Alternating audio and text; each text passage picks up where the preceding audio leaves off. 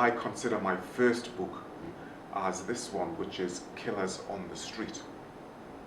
Now, this book, it is a reading book, but it's not just a reading book. It's actually a teaching tool.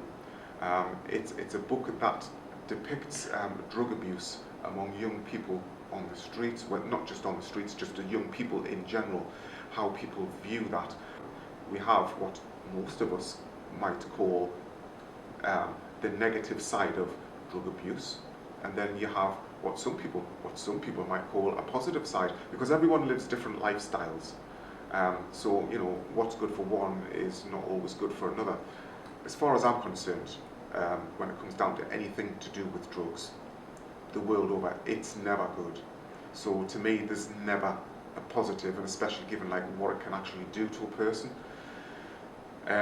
So this book talks about what you think your logic is, and now you pit that against the more fact-based, something that is, it's logic you can't get away from. So you pit that against what most of us would probably see as logic you can't get away from. You pit your own thoughts and feelings against that, and you come up with your own ideas of what you think is right and wrong about what you are actually reading. The book itself is written for ages of between 7 and 15, 16, depending. Again, it's not just a reading book because it's an actual teaching tool that I've written. It's meant to be read over a school classroom table. So it's child and teacher friendly, and that is the most important thing, especially teacher friendly. What teacher knows how to actually talk to young people about the rights or wrongs of drug abuse? And if you don't really know how to make what you're talking about very clear, it can be mistaken or misdrewn as something else. But again, that's where this book, it defeats that. And I'll give you an example, actually, of how the book actually looks. When we look at the actual content, all right, fairly simple stuff. It's simple, cartoony kind of thing, stuff that young people can relate to. And I think that is very, very important. The book touches on a number of things. It kind of goes beneath the surface to a point. We all know what we think we know about drug abuse, and that is surface stuff. Whether we believe it's right, whether we believe it's wrong, whether we've just read something from a book, whatever, that is the surface. But when you have read that something, and you actually know something for fact, and it's clear, that's when we're talking about beneath the surface, when it comes down to this material. So it does go beneath the surface. It does touch on a lot of things. But of course, because we're talking about young minds, we do have to be careful. I have to be careful about how I word things. What the characters do, not just in this book, but in any material that I write, is based on reality. It has to be based on reality. Sometimes it is based on circumstance or a situation that I'm aware of.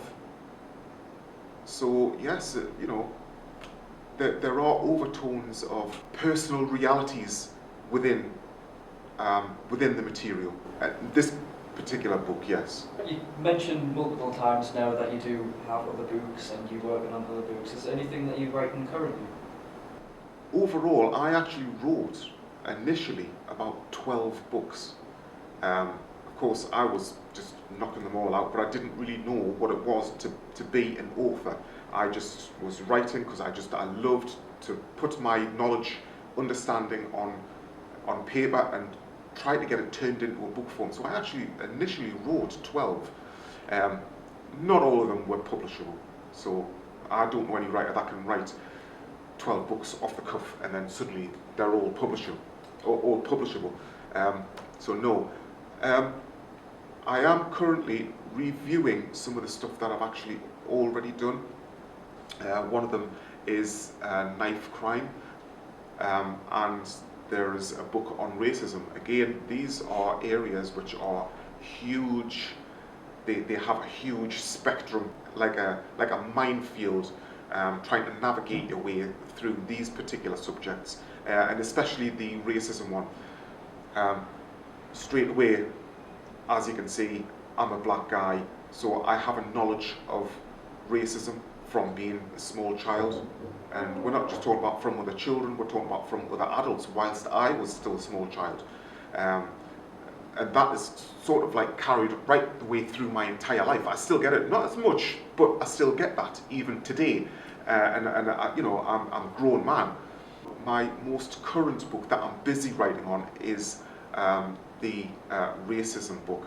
And where most of my material is concerned, it does what it says on the tin. The title I'm referring to in this particular case, because the racism book literally just quite clearly states, you know, it is racism. Is there anything that you would say to an aspiring writer? Gosh, yes. One of the very first things, as crazy as it might sound, one of the very first things that I was told by a writer was to make sure that you protect your writing. And even if it's in the stages of being put together, no matter what it is, have it protected. And this is obviously quite a simple way to do it. You send it via Royal Mail or whoever it is, but when you send it back to yourself, it's got to be recorded delivery.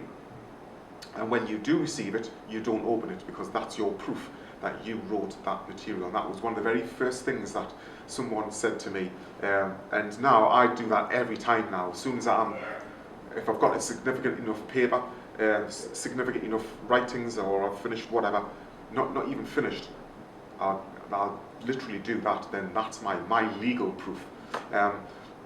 But apart from that, what would I say to any writer? You have to be truthful to yourself and why you're writing that book.